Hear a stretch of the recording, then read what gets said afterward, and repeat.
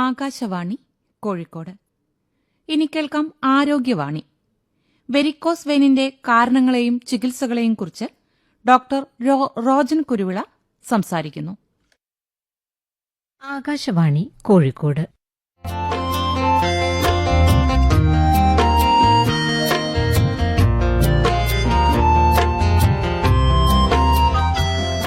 Arogyavani.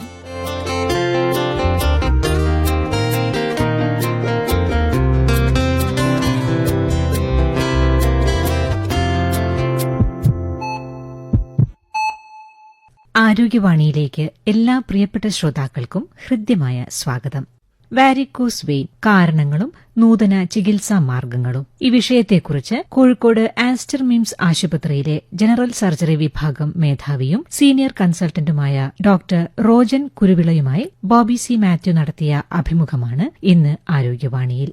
Varicose vein, അതിന്റെ കാരണങ്ങൾ, ലക്ഷണങ്ങൾ, അതുകൊണ്ടുണ്ടാകുന്ന ബുദ്ധിമുട്ടുകൾ, ചികിത്സ, ഈ ഒരു വിഷയത്തെ സമഗ്രമായി സമീപിക്കുകയാണ് ആരോഗ്യവാണി പരിപാടിയിൽ ഇന്ന് നമ്മളോടൊപ്പമുള്ളത് കോഴിക്കോട്ടെ ആസ്റ്റർ മിംസിലെ ജനറൽ സർജറി വിഭാഗത്തിലെ സീനിയർ കൺസൾട്ടന്റും ഹെഡ് ഓഫ് ദി ഡിപ്പാർട്ട്മെന്റുമായ ഡോക്ടർ റോജൻ കുരുവിള.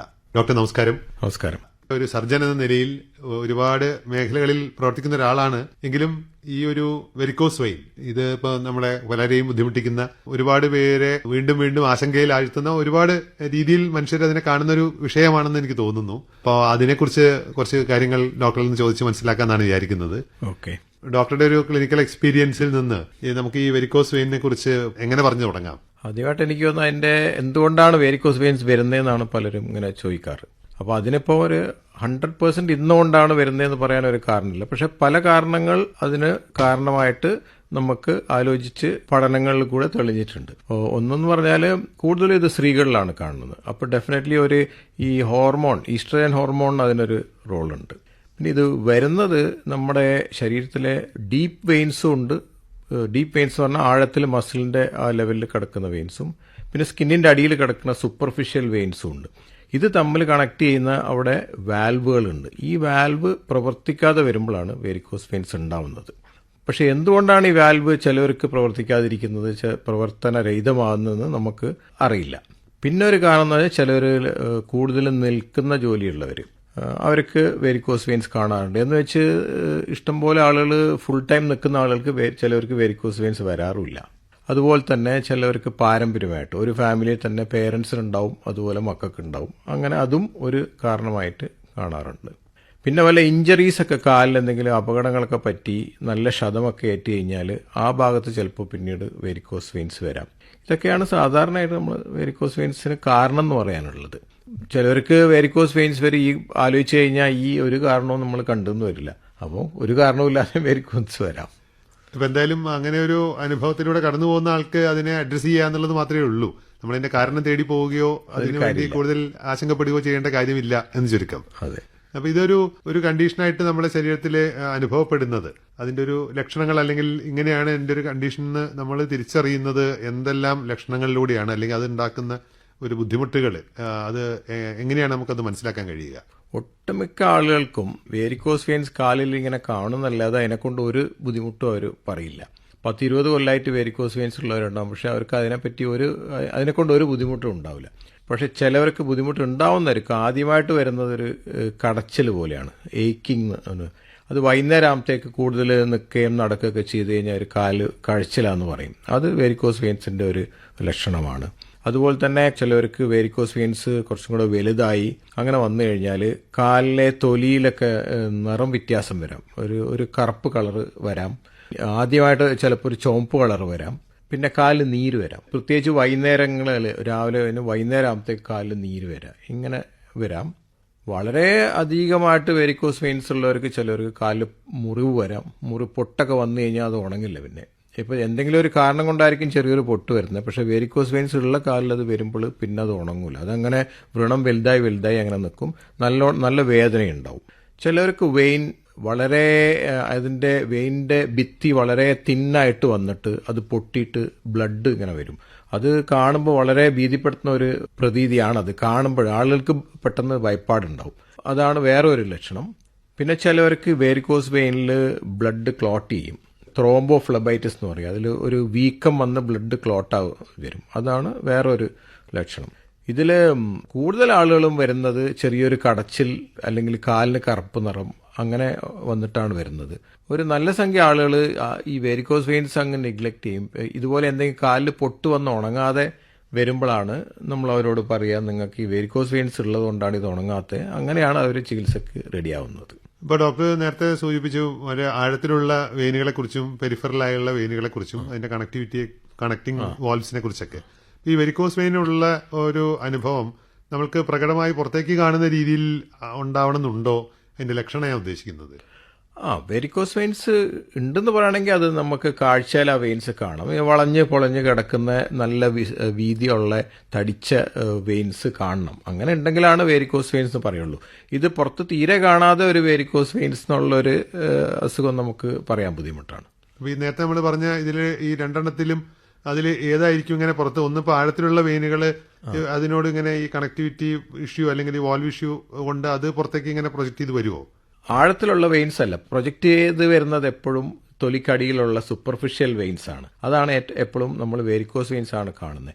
പിന്നെ താങ്കൾ നേരത്തെ ചോദിച്ചതുപോലെ ഭയങ്കര തടിയുള്ള ചിലവരിൽ, ഭയങ്കര ഫാറ്റുള്ളവരിൽ, അവർക്ക് കാലിൽ നീരായിട്ട് വരുമായിരിക്കും. അവരുടെ കാലിൽ നമ്മൾ ഈ വെയിൻസ് കാണാൻ ചിലപ്പോൾ ബുദ്ധിമുട്ടായിരിക്കും. അങ്ങനെയുള്ളവർക്ക് നമ്മൾ സ്കാൻ ചെയ്യുമ്പോഴാണ് നല്ലപോലെ വെരിക്കോസ് വെയിൻസ് ഉണ്ടെന്ന് അറിയുന്നത്. അത് അങ്ങനെ ഒരു ചില തടിയുള്ളവർക്ക് ആ ഒരു പ്രശ്നമുണ്ട്. ഇപ്പൊ ഇത്രയും രീതിയിലുള്ള ഒരു അവസ്ഥയിൽ കൂടെ കടന്നു പോകുന്ന ഒരാൾക്ക് ഇപ്പൊ അതിന്റെ ഒരു ശരിയായ ചികിത്സ അല്ലെങ്കിൽ ആ ഒരു വിഷയത്തെ നമ്മൾ വേണ്ടും വണ്ണം പരിപാലിക്കുന്നില്ലെങ്കിൽ അത് ഉണ്ടാക്കിയേക്കാവുന്ന കോംപ്ലിക്കേഷൻസ് നേരത്തെ ഒരു ഡോക്ടർ സൂചിപ്പിച്ചു, ചേർത്ത് രക്തം ഇങ്ങനെ ഊസ് ചെയ്യുന്ന പോലെയുള്ള ഒരു കണ്ടീഷനെ പറ്റി പറഞ്ഞു. അല്ലാതെയുള്ള കോംപ്ലിക്കേഷൻസും അത് എങ്ങോട്ട് നമ്മളെ കൊണ്ടെത്തിക്കും?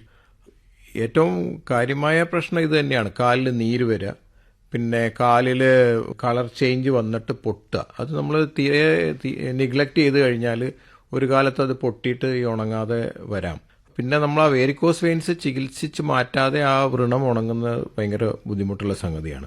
പിന്നെ ചിലവർക്ക് വെരിക്കോസ് വെയിൻസ് ഉള്ളവർക്ക് ആഴത്തിലുള്ള വെയിൻസിൽ വെയിൻ ക്ലോട്ട് ചെയ്യും. DVT എന്ന് പറയും. DVT എന്ന് ഡീപ്പ് വെയിൻ ത്രോംബോസിസ്. അതായത് ആഴത്തിലുള്ള വെയിൻസിലെ ബ്ലഡ് ക്ലോട്ട് ചെയ്ത് അതങ്ങോട്ട് ബ്ലോക്ക് ആവും. അങ്ങനെയുള്ളവർക്ക് ചിലർ പെട്ടെന്ന് കാലിൽ വീക്കം വന്ന് ഭയങ്കര വേദനയൊക്കെ വന്ന് ബുദ്ധിമുട്ട് വരാവുന്നതാണ്. അത് കുറച്ച് ഡേഞ്ചറസ് ആയിട്ടുള്ള ഒരു പ്രശ്നമാണ്. കാരണം അതിലുള്ള ക്ലോട്ട് അവിടുന്ന് ആ വെയിന്ന് ഇളകിയിട്ട് പെട്ടെന്ന് ഹാർട്ടിലേക്ക് പോയിട്ട് അവിടെ വലിയ പ്രശ്നങ്ങൾ ഉണ്ടാക്കാൻ സാധ്യത ഉള്ളതാണ്. അപ്പോൾ നമ്മൾ ഇങ്ങനൊരു അവസ്ഥയുണ്ടെങ്കിൽ അതിന് ശരിയായ ചികിത്സ തേടുക എന്നുള്ളതാണ് ആദ്യത്തെ സൊല്യൂഷൻ. കാരണം നമ്മൾ അതിനൊരു ചൊട്ടുവിദ്യ കൊണ്ട് പരിഹരിക്കാവുന്ന ഒരു പ്രശ്നമല്ല ഇത്. അല്ല. ഇപ്പോൾ സാധാരണ ഇപ്പോൾ നമ്മൾ ഡോക്ടറുടെ ഒരു ക്ലിനിക്കിലെ അനുഭവങ്ങൾ അല്ലെങ്കിൽ ഡോക്ടറുടെ മുമ്പിൽ വരുന്ന രോഗികളുടെ ഒരു അനുഭവം വെച്ച് ഇതിന്റെ ഒരു ആദ്യ ഘട്ടത്തിൽ ഡോക്ടറെ തേടി വരുന്നവരാണോ, അതിന്റെ ഒരു സേവനം തേടി വരുന്നവരാണോ കൂടുതൽ, അതോ മറ്റെന്തെങ്കിലും മാർഗങ്ങളിലൂടെ ഇപ്പോൾ നമ്മൾ പുറമേയുള്ള ലേപനങ്ങളോ അല്ലെങ്കിൽ മറ്റെന്തെങ്കിലും രീതിയിൽ അത് ശമിപ്പിക്കാൻ ശ്രമിച്ചിട്ട് വരുന്നവരോ, എങ്ങനെയാണ് ഡോക്ടറുടെ മുമ്പിൽ ഇതിന്റെ ഒരു കേസ് പ്രസന്റേഷൻസ്? അത് രണ്ട് വിധത്തിലുണ്ട്. അതായത് പല ചികിത്സകളും പല ഈ തൈലങ്ങളൊക്കെ പുരട്ടി നോക്കിക്കഴിഞ്ഞിട്ട് ശരിയാവാതെ വരുന്നവരുണ്ട്. ചിലവർ അതൊന്നും അല്ലാതെ ഇത് കണ്ട് ഇപ്പം ഈ യൂട്യൂബ് അങ്ങനെയുള്ള കാര്യങ്ങളൊക്കെ വളരെ കൂടുതലുള്ളതുകൊണ്ട് പലരും ഇത് കാണുന്ന ഉടനെ അയ്യോ വെരിക്കോസ് വെയിൻസ് ഉണ്ടല്ലോ എന്ന് പേടിച്ച് ഓടി വരുന്നവരുണ്ട്. അവർക്ക് ലക്ഷണങ്ങളൊന്നും ഉണ്ടാവണമെന്നില്ല.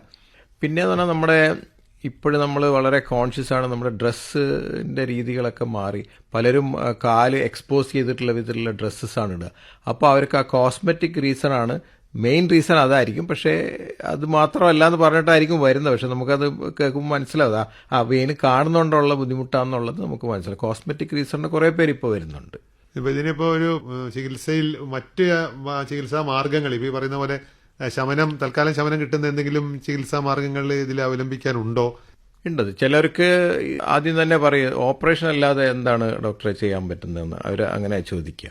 അപ്പം കടച്ചൽ മാത്രം ഉള്ള ഒരാൾക്ക് നമ്മൾ സ്റ്റോക്കിങ്സ് ഇടാൻ പറയും. സ്റ്റോക്കിങ്സ് എന്ന് പറഞ്ഞാൽ നല്ല ഗ്രേഡഡ് പ്രഷർ സ്റ്റോക്കിങ്സ് അതിന് പറയും. അതായത് കാലിന്റെ ഏറ്റവും പാദത്തിന്റെ അടുത്ത് പ്രഷർ കൂടുതൽ കൊടുക്കും, മേലോട്ടെത്തുമ്പോൾ പ്രഷർ കുറഞ്ഞു വരും. Graded compression stockings. ആ സ്റ്റോക്കിങ്സ് ഇട്ടാൽ അവരുടെ കടച്ചിലും കാലിൽ നീര് വരുന്നൊക്കെ നമുക്ക് തടയാൻ പറ്റും. പക്ഷേ അത് വേരിക്കോസ് വെയിൻസിന്റെ ചികിത്സയാവുന്നില്ല. അതിന്റെ ലക്ഷണങ്ങൾ കുറക്കുന്നല്ലാതെ ആ സോക്സ് എടുത്തു കഴിഞ്ഞാൽ വേരിക്കോസ് വെയിൻസ് അവിടെ തന്നെ ഉണ്ടാവും. അത് ഓപ്പറേഷന് വില്ലിങ് അല്ലാത്ത അല്ലെങ്കിൽ താല്പര്യമില്ലാത്ത ആളുകൾക്ക് അത് നമുക്ക് പറയാവുന്നതാണ്. പിന്നെ പലരും ഈ സ്റ്റോക്കിങ്സ് നമ്മൾ വിചാരിക്കുന്ന പോലെ അത്ര എളുപ്പമല്ല, നല്ല ടൈറ്റാണ്. ഇത് ദിവസവും ഇടണം. പലരും സ്റ്റോക്കിങ്സ് മേടിച്ച് വീട്ടിൽ കൊണ്ടുപോകും, പിന്നെ തൊടൂല. അങ്ങനെയാണ്. അതാണ് നമുക്ക് ഓപ്പറേഷനോ അല്ലെങ്കിൽ വേറെ എന്തെങ്കിലും രീതിയിലുള്ള ചികിത്സ അല്ലാതെ ഉള്ളത്. ഒന്ന് സ്റ്റോക്കിങ്സ് ആണ്. പിന്നെ ചിലവർക്ക് കടച്ചിൽ മാത്രം ഉള്ളവർക്ക് അതിനുള്ള ചില ഗുളികകളുണ്ട്, മരുന്നുകളുണ്ട്.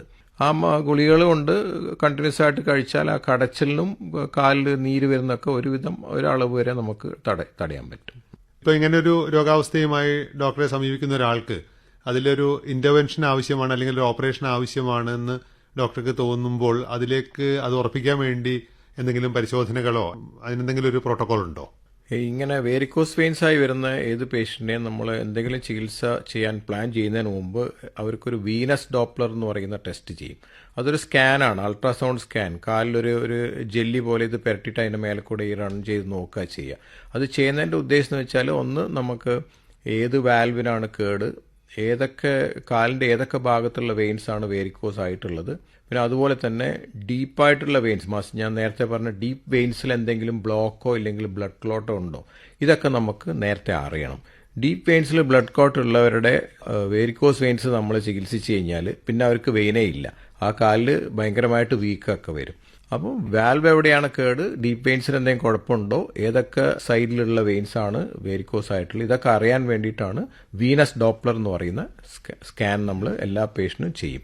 അത് ചെയ്ത് കഴിഞ്ഞിട്ട് മാത്രമേ നമ്മൾ എന്തെങ്കിലും ഓപ്പറേഷൻ പ്ലാൻ ചെയ്യുള്ളൂ. അപ്പോൾ ഇതിന്റെ ഒരു ചികിത്സാ പ്രോട്ടോകോളിലേക്ക് പോവുകയാണെങ്കിൽ ഇപ്പോൾ ഡോക്ടർ ഒരു 2 പതിറ്റാണ്ടിലേറെ ഈ സർജറി രംഗത്ത് പ്രത്യേകിച്ച് കോഴിക്കോട്ട് തന്നെ ജോലി ചെയ്യുന്ന ഒരാളാണ്. ഈ ഒരു 20 വർഷത്തെ ഒരു അനുഭവം വെച്ച് നോക്കുകയാണെങ്കിൽ ഇപ്പോൾ ഈ പ്രത്യേകിച്ച് നമ്മൾ ഈ വെരിക്കോസ് വെയിനെ കുറിച്ച് സംസാരിക്കുന്ന മേഖലയിൽ ഉള്ള ആ ഒരു ചികിത്സാ പ്രോട്ടോകോളിൽ എന്തെങ്കിലും മാറ്റം വന്നിട്ടുണ്ടോ, അല്ലെങ്കിൽ ആ ഒരു ചികിത്സയുടെ പാറ്റേണിനെ കുറിച്ചൊന്ന് പറഞ്ഞു തന്നാൽ സൗകര്യമായിരിക്കും. തീർച്ചയായിട്ടും വളരെ മാറ്റങ്ങൾ വന്നിട്ടുണ്ട് ഈ 20 വർഷത്തിൽ. ആദ്യം 20 വർഷത്തിന് മുമ്പൊക്കെ വെരിക്കോസ് വെയിന് ഓപ്പറേഷൻ എന്നുള്ള ഒരു പ്രതിവിധി മാത്രമേ ഉണ്ടായിരുന്നുള്ളൂ. അതായത് ഊരുസന്ധിയിലൊരു കട്ടിട്ട് പിന്നെ കാലിൽ പലയിടത്തായിട്ട് മുറിവുണ്ടാക്കി ഈ തടിച്ച വെയിനുകളൊക്കെ വലിച്ചെടുക്കുന്ന ഒരു രീതിയായിരുന്നു മുന്നേ ഉണ്ടായിരുന്നത്. എന്നാൽ ഇന്ന് അങ്ങനെ ആ ഒരു ഓപ്പറേഷൻ വളരെ വിരളമായിട്ട് ആരെങ്കിലും ചെയ്യുന്നുള്ളൂ. ഇപ്പോഴെല്ലാം ചെയ്യുന്നത് പിൻ ഹോൾ, ചെറിയ ഹോൾ കൂടെ ഒരു വെയിനകത്തേക്ക് പ്രവേശിച്ചിട്ട് ആ വെയിൻ നമ്മൾ കരിച്ച് ഇല്ലെങ്കിൽ കെമിക്കൽസ് ഇട്ട് ബ്ലോക്ക് ആക്കി കളയാണ്.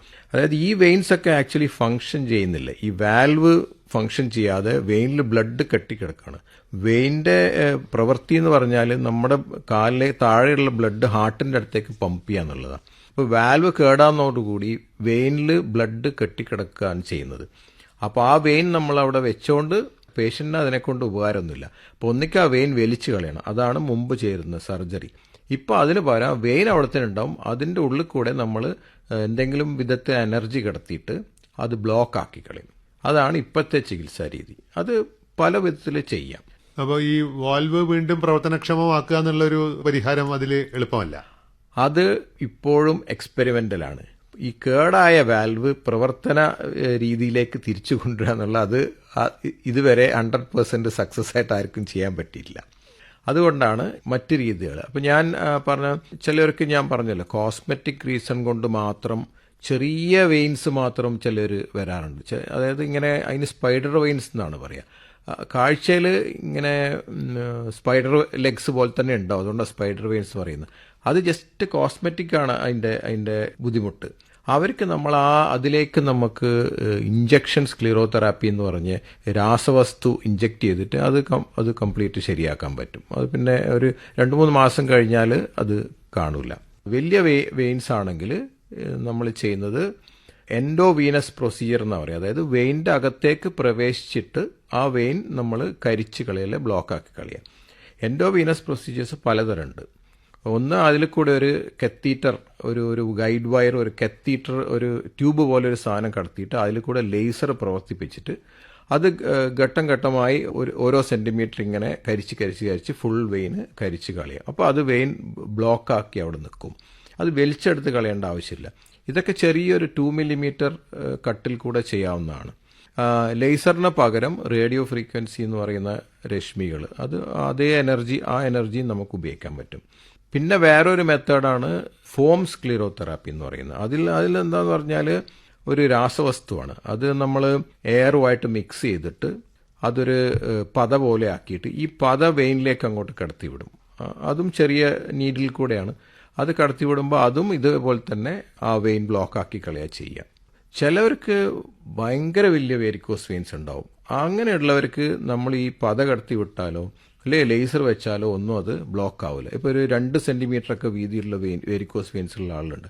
അങ്ങനെയുള്ളവർക്ക് അവിടെ ചെറിയൊരു ഒരു ചെറിയ ഹോൾ ഉണ്ടാക്കിയിട്ട് അതിൽ കൂടെ വെയിൻ എടുത്ത് കളയാൻ വേണം. അതിന് ഹുക്ക് ഫ്ലെബക്ടമി എന്നാ പറയാം. അപ്പം ബേസിക്കലി എന്താണെന്ന് വെച്ചാൽ ഒരു പേഷ്യൻ്റ് വേരിക്കോസ് വെയിൻസ് ആയിട്ട് വരുമ്പം ഈ എല്ലാ രീതികളും നമുക്ക് ആ ചികിത്സ ചെയ്യുന്ന ആൾക്ക് അറിഞ്ഞിരിക്കണം. അപ്പോൾ അങ്ങനെയുള്ള ഒരാൾ ചികിത്സിക്കുമ്പോഴാണ് അത് കംപ്ലീറ്റ് ആവുക. ഇപ്പോൾ ഒരു ലേസർ മാത്രം വെച്ചാൽ ചില പേഷ്യൻറ്റിന് കുറേ വെയിൻസ് അവിടെ ബാക്കിയുണ്ടാവും. ഫോം സ്ക്ലിറോതെറാപ്പി മാത്രം ചെയ്താൽ കുറേ വെയിൻസ് അവിടെ ബാക്കിയുണ്ടാവും. ഇനി വലിച്ചു കളയുന്ന മാത്രം ചെയ്താലും കുറേ വെയിൻസ്. ഇത് എല്ലാത്തിൻ്റെ ഒരു കോമ്പിനേഷൻ ചെയ്യുമ്പോഴാണ് കറക്റ്റ് നല്ല റിസൾട്ട് വരിക. അപ്പോൾ അങ്ങനെ ഏതാണ് ഒരു പേഷ്യനെ നോക്കിയിട്ട് ആ പേഷ്യൻറ്റിൻ്റെ കാലിലെ വെയിൻസ് എല്ലാം നമ്മൾ മാർക്ക് ഔട്ട് ചെയ്തിട്ട് ഇവർക്ക് ഓരോ സെക്ഷനിലും എന്താണ് ചെയ്യേണ്ടതെന്ന് തീരുമാനിച്ചിട്ടാണ് നമ്മൾ ചികിത്സ പ്ലാൻ ചെയ്യുക. ഇപ്പൊ ഇതുപോലെ ഒരു ഇന്റർവെൻഷൻ ചികിത്സ ചെയ്യുകയാണെങ്കിൽ അത് അതിന്റെ ഒരു ദൈർഘ്യം അല്ലെങ്കിൽ എത്ര സമയം, അതിന് ഒരു ദിവസമാണോ അതോ പല സെഷനുകളാണോ, എങ്ങനെയായിരിക്കും അതിന്റെ? അല്ല, ഇതെല്ലാം ഈ സംഗതി എല്ലാം ചെയ്യുന്ന ഒരേ സെഷനിലാണ്.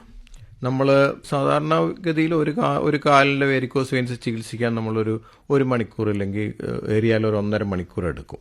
പിന്നെ ഇതിന് പുറമെ ഒരു രീതിയും കൊണ്ട് ഇപ്പോഴും പലരും വന്ന് ചോദിക്കുന്നത് ഗ്ലൂ തെറാപ്പി എന്ന് പറയുന്നത്. ഗ്ലൂ തെറാപ്പി എന്ന് പറഞ്ഞാൽ ഞാൻ നേരത്തെ പറഞ്ഞ എനർജി ഉള്ളിൽ കടത്തി ബ്ലോക്ക് ആക്കുന്നതിന് പകരം ഉള്ളിലേക്കൊരു സൈനോ എക്രിലേറ്റ് ഗ്ലൂ, നമ്മുടെ ഈ സൂപ്പർ ഗ്ലൂ എന്ന് പറയുന്ന സാധനം, അതിൻ്റെ ഒരു സ്റ്റെറിലൈസ്ഡ് സാധനമാണ് സൈനോ എക്രിലേറ്റ് ഗ്ലൂ. അത് ഈ വെയിനിലേക്ക് കടത്തി വിട്ടിട്ട് അതങ്ങോട്ട് അമർത്തി പിടിച്ചാൽ വെയിൻ അങ്ങ് ഒട്ടിപ്പിടിച്ച് ഇരിക്കും. അപ്പോൾ അതും ലേസറും നമ്മൾ ചെയ്യുന്ന ഉദ്ദേശിക്കുന്ന കാര്യം സെയിം ആണ്.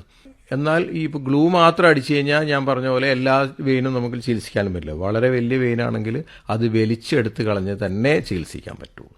വെരിക്കോസ് വെയിനിന്റെ അസുഖം തുടങ്ങിയിട്ട് അതൊരു ബുദ്ധിമുട്ടിലേക്ക് എത്താൻ ഉദ്ദേശം നമുക്ക് എത്ര സമയമെടുക്കും? ഇപ്പം ഇങ്ങനത്തെ ഒരു രോഗാവസ്ഥയിലേക്ക് ഒരാൾക്ക് തുടക്കം ഉണ്ടാവുന്നു, അതിപ്പോൾ ഡോക്ടർ പറയുന്ന പോലെ ഒരു ഇന്റർവെൻഷന്റെ സ്റ്റേജിലേക്ക് എത്താൻ ഒരു കാലദൈർഘ്യം എന്ന് നമുക്ക് അങ്ങനെ പറയാൻ പറ്റുമോ?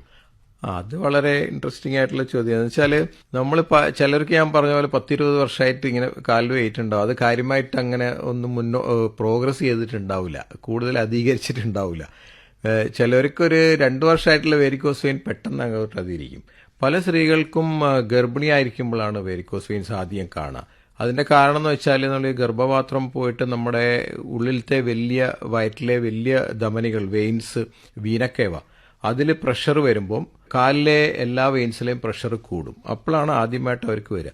പലർക്കും അത് ഡെലിവറി കഴിഞ്ഞാൽ അതങ്ങ് പോവുകയും ചെയ്യും. പക്ഷെ ഒരു 1/3 ഓഫ് ആളുകൾക്ക്, 1/3 ആളുകൾക്ക് അത് പിന്നീട് അടുത്ത പ്രസവത്തിൽ വീണ്ടും വരും. ചിലവർക്ക് അത് വേരിക്കോസ് വെയിൻസ് ആയിട്ട് അങ്ങനെ തന്നെ നിൽക്കുകയും ചെയ്യും. ഈ വെരിക്കോസ് വെയിൻ പൊതുവെ കാണുന്നത് കാലുകളിൽ മാത്രമേ ഉള്ളൂ. വെരിക്കോസ് വെയിൻസ് കാലുകളിലാണ് കാണുക. അത് കൈകളിലൊക്കെ കാണാനുള്ള വേറെ പല കാരണങ്ങളുണ്ട്. അത് എന്തെങ്കിലും വെയിനും, അതായത് സിരകളും ധമനികളും തമ്മിലുള്ള കണക്ഷൻ, ആർട്ടീരിയോ വീനസ് ഫിസ്റ്റുല എന്നുള്ള ചില പ്രശ്നങ്ങളൊക്കെ കൈക്കൊക്കെ വരാം. അത് ചിലപ്പോൾ കൈക്ക് എന്തെങ്കിലും അപകടം സംഭവിച്ചാലോ ഇല്ലെങ്കിൽ എന്തെങ്കിലും ഓപ്പറേഷൻ കയ്യിൽ ചെയ്താലോ അങ്ങനെയൊക്കെ വരുന്നതാണ്. അതാണ് കയ്യിലൊക്കെ വരുള്ളൂ. അല്ലാതെ നമ്മൾ നേരെ നിന്ന് നടക്കുന്നതിന് നമുക്ക് കിട്ടുന്ന ശിക്ഷയാണ് വേരിക്കോസ് വെയിൻസ്. അത് പശുക്കൾക്കും പട്ടികൾക്കൊന്നും വേരിക്കോസ് വെയിൻസ് ഇല്ല. ഇപ്പൊ നമ്മളിപ്പോ ഒരു ഇന്റർവെൻഷൻ, പ്രത്യേകിച്ച് ഒരു ഓപ്പറേഷൻ, പല രൂപങ്ങളെക്കുറിച്ചും പല രീതികളെക്കുറിച്ചും ഡോക്ടർ പറഞ്ഞു. അപ്പോൾ അതിൽ സ്വാഭാവികമായിട്ടും അതുമായി ബന്ധപ്പെട്ടിട്ടുള്ള വല്ല ആശങ്കകൾ എല്ലാവർക്കും ഒരു ഓപ്പറേഷൻ എന്ന് പറയുമ്പോൾ തന്നെ കുറേ ആശങ്കകൾ സാധാരണ മനുഷ്യർക്ക് ഉണ്ട്. അപ്പോൾ ആ രീതിയിൽ നമ്മൾ പോകുമ്പോൾ അതിലെന്തെങ്കിലും അതിനെ ശ്രദ്ധിക്കേണ്ട കാര്യങ്ങൾ അല്ലെങ്കിൽ അതിൽ നിന്ന് ഉടലെടുക്കാവുന്ന എന്തെങ്കിലും ബുദ്ധിമുട്ടുകൾ നമുക്ക് പ്രതീക്ഷിക്കാവോ? ഒരുവിധ ആളുകളൊക്കെ നമ്മൾ ഇത് ചികിത്സിക്കണം എന്ന് പറയുമ്പം അവരാദ്യം ചോദിക്കുന്നത് ചികിത്സിച്ച് കഴിഞ്ഞാൽ പിന്നെ നടക്കാൻ പറ്റൂല എന്നൊക്കെ പറയാറുണ്ടല്ലോ. അങ്ങനെ ഒരു സംശയമാണ് പലർക്കും. അങ്ങനെ ഇത് നമ്മളൊരു വേരിക്കോസ് വെയിനിന് വേണ്ടി ഒരു ഓപ്പറേഷൻ ചെയ്തിട്ട് അത് കഴിഞ്ഞിട്ട് നടക്കാൻ പറ്റില്ല, ഇപ്പം നമ്മൾ ചെയ്യുന്നതിൽ അർത്ഥമില്ലല്ലോ. അപ്പം അത് ജസ്റ്റ് എല്ലാവർക്കും ഒരു തോന്നൽ മാത്രം. അത് എങ്ങനെയാ തോന്നൽ വന്നതെന്ന് എനിക്കറിയില്ല. ചെയ്ത് കഴിഞ്ഞാൽ സാധാരണഗതിയിൽ ലേസർ ചികിത്സയോ അങ്ങനെ ചെയ്ത് കഴിഞ്ഞാൽ പിറ്റേ ദിവസം മുതൽ തന്നെ സാധാരണഗതിയിൽ നടക്കാം. 1 മാസം വരെ നമ്മളൊരു സ്റ്റോക്കിങ്സ് ഇല്ലെങ്കിൽ ഒരു എലാസ്റ്റിക് കംപ്രഷൻ ബാൻഡേജ് അതിടാൻ പറയും അവരോട്. അത് ദിവസവും രാവിലെ കുളി കഴിഞ്ഞ് അത് ഇടുക, രാത്രി ഇടുക, എന്നിട്ട് രാവിലെ അഴിച്ച് വീണ്ടും നനച്ച് കുളിച്ച് വീണ്ടും ഇടുക. അങ്ങനെ 1 മാസം വരെ ചെയ്യാൻ പറയും. അത് കഴിഞ്ഞാൽ ചെയ്യേണ്ട ആവശ്യമില്ല. പിന്നെ അത് കഴിഞ്ഞിട്ട് അതുപോലെ വളരെ ഹെവി ആയിട്ടുള്ള എക്സസൈസോ അല്ലെങ്കിൽ 2 വീലർ ഓടിക്കുക, ട്രെഡ്മില്ലിന് പോവുക, അതൊന്നും 1 മാസത്തേക്ക് ചെയ്യരുതെന്ന് നമ്മൾ പറയാറുണ്ട്. അതുപോലെ ഫുള്ളായിട്ട് ചമ്മർ പണിഞ്ഞിരിക്കാൻ 1 മാസം ചെയ്യരുതെന്ന് പറയും. ഇത്രേ റെസ്ട്രിക്ഷൻ ഉള്ളൂ. ഭക്ഷണം കഴിക്കുന്നതിലോ അതിലൊന്നും റെസ്ട്രിക്ഷൻ ഇല്ല. സാധാരണ നടത്തത്തിനോ സ്റ്റെപ്പ് കയറുന്നതിനോ ഒന്നും റെസ്ട്രിക്ഷൻ ഇല്ല.